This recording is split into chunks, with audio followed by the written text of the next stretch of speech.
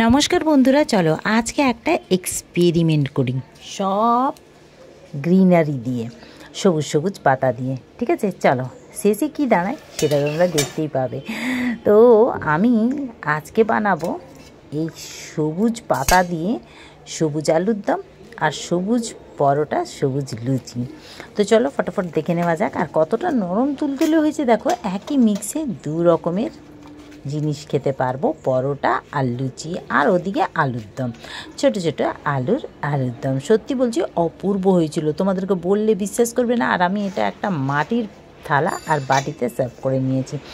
তো রেসিপিটা ভালো লাগলে লাইক শেয়ার করতে ভুলবে না, পেজটাকে ফলো করবে, ইউটিউবটাকে সাবস্ক্রাইব করবে। ফার্স্টে কী করছি, এদিকে পালঙের পাতা নিয়ে নিয়েছি, আর ডাঁটাগুলো নিয়ে খালি পাতা, আর হচ্ছে ধনে পাতা, কাঁচা লঙ্কা। তো এগুলোকে ভালো করে আমি ধুয়ে নিয়েছি, ধুয়ে ভালো করে দেখো এগুলোকে কুচিয়ে কেটে নেব। কেটে তারপরে এটাকে একটা ব্লেন্ডারে দিয়ে আমি ব্লেন্ড করব। তো সত্যি বলছি রেসিপিটা এত সুন্দর খেতে হবে আমি ভাবতেও পারিনি। এক্সপেরিমেন্ট করছিলাম, এক্সপেরিমেন্ট করতে করতে যে রেসিপি এত সুন্দর হয়ে দাঁড়াবে সেটা ভাবতেও পারিনি। তো এ দেখো পেস্টটা করে নিলাম, আর এদিকে আদা আর কাঁচা লঙ্কাটাও একসাথেই বেটে নিচ্ছি ধনে পাতা দিয়ে। ধনে পাতা, আদা, কাঁচা লঙ্কা একসাথে বাটবো, আর প্রথমে পালং পাতাটাকে বেটে নিয়েছিলাম। তো এই দেখো বেটে আলাদা আলাদা বাটিতে এটাকে তুলে রাখলাম। আর এবারে চলো আটাটা মেখে নিই। তো এটা তোমরা পুরো ময়দা দিয়েও করতে পারো। আমি আটা আর ময়দা একদম ইকুয়াল কোয়ান্টিটিতে নিয়েছি। নিয়ে এর মধ্যে দিয়ে দিলাম হচ্ছে তোমার সাদা তিল আর নুন, জোয়ান আর দিয়ে, আর আটা আর ময়দা তো ইকুয়াল কোয়ান্টিটিতে নিয়েছি। নিয়ে আর এগুলো সব দিয়ে দিলাম। দিয়ে এইবারে দিয়ে দেবো এই দেখো এই পেস্টটা, ধনে পাতার যে পেস্ট সেটাকে দিয়ে দিলাম। বড় বড় মানে বড় যে টেবিল চামচটা আছে আমার, ওইটাতে 2 টেবিল চামচ, আর পালংটা একটু বেশি দিলাম, 6 থেকে 7 টেবিল চামচ দিয়ে দিলাম। আর বাকিটা রাখলাম ওই যে আলুর দম করবো। এবারে দিয়ে দেবো সাদা তেল। সাদা তেলটা দিয়ে এবারে ভালো করে মিক্স করব।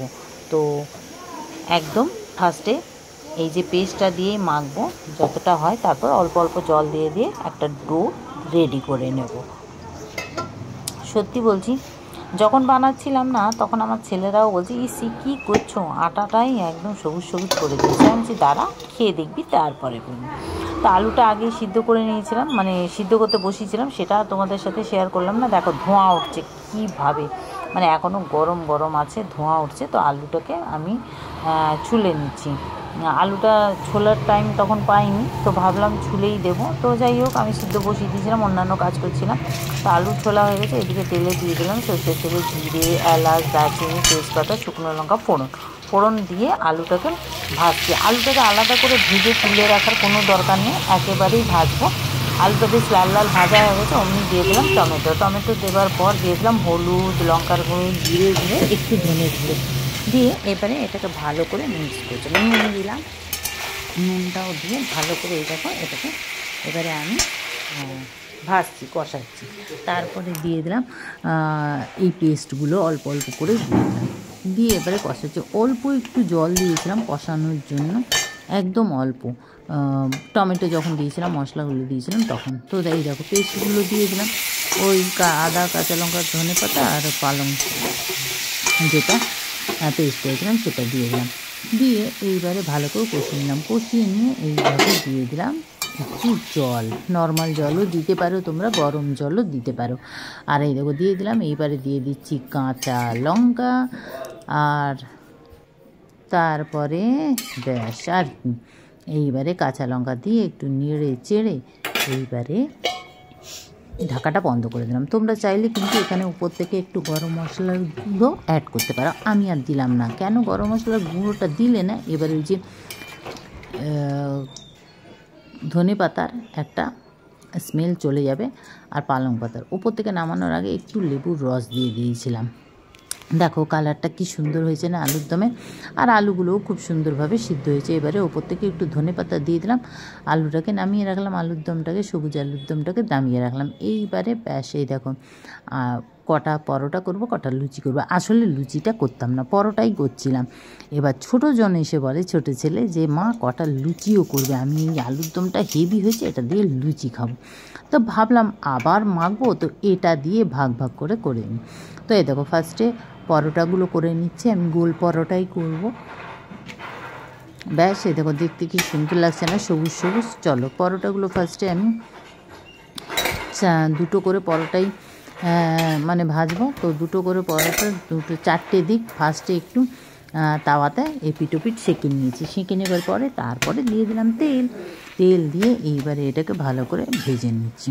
তো চলো পরোটাগুলো মোটামুটি আমার করা কমপ্লিট। পরোটাগুলো হয়ে গেল। এই দেখো পরোটাগুলো 6টা না 8টা করেছি। এবারে লুচিগুলো করব। তাই দেখো লুচি করে লুচিতে তেল মাখিয়ে রেখে দিয়েছিলাম। আমি তো সর্ষের তেল মাখাই, তোমরা জানো সেটা। তো এই দেখো মাখিয়ে রেখে দিয়েছিলাম সর্ষের তেলে, তোমরা চাইলে সাদা তেলও মাখাতে পারো। তো এই দেখো এবারে লুচিগুলোকে ভেজে নিচ্ছি। কি সুন্দরভাবে ফুলছে দেখো লুচিগুলো। আর আমি অল্পই তেল দিয়েছি, এই অল্প তেলেই লুচিগুলোকে আমি ভেজে নেব। তেলটা আরেকটু ভালো গরম হতো, গরমটা একটু কম হয়েছে। তো এই দেখো গরম হবার পর ফুলছে দেখো কি সুন্দর একদম। তো চলো আমার লুচিও কমপ্লিট করা। আর এবারে আমি এটাকে সার্ভ করব। দেখো কি সুন্দর লাগছে, মাটির থালায় পরিবেশন করব। রেসিপিটা তোমাদের কেমন লাগলো অবশ্য কমেন্ট করে জানাবে। ভালো লাগলে লাইক শেয়ার করতে ভুলবে না, পেজটাকে ফলো করবে, ইউটিউবটাকে সাবস্ক্রাইব করবে। এক্সপেরিমেন্ট করতে গিয়ে এত সুন্দর যে একটা খাবার তৈরি হয়ে যাবে ভাবতেই পারিনি। তো যাই হোক, ট্রাই করে অবশ্য দেখো এই শীতে এরকম রেসিপি। দেখো লুচিগুলো কতটা সুন্দর হয়েছে, একটুও তেল লেগে নেই। পরোটার গায়ে আর লুচির গায়ে তেল লেগে থাকলেই বাবু বড্ড বিরক্ত লাগে, তাই না?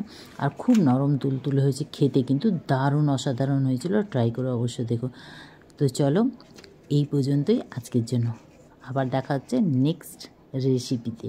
সবাই ভালো থেকো, সুস্থ থেকো, আর ট্রাই অবশ্য করো। আমার বাড়িতে তো সবার খুব পছন্দ হয়েছে, বিশেষ করে আমার ছেলেদের। আর এইভাবে মাটির থালায় সাজানো দেখে আমার ছেলেরা তো আরও অনেক খুশি হয়ে গেছে। সত্যি বলছি দেখো কি সুন্দরভাবে ছিঁড়ে যাচ্ছে, তাই না? সত্যি। আর আলুটাও খুব সুন্দরভাবে একদম সিদ্ধ হয়েছে। তো চলো এবার খাওয়া যাক। আর গরম গরম দারুণ লাগছিল। ট্রাই অবশ্য করবে কিন্তু, আর আমাকে কমেন্ট করে অবশ্যই জানাবে এরকম রেসিপি এক্সপেরিমেন্ট তোমরাও করো আমার মতো। তো চলো টাটা।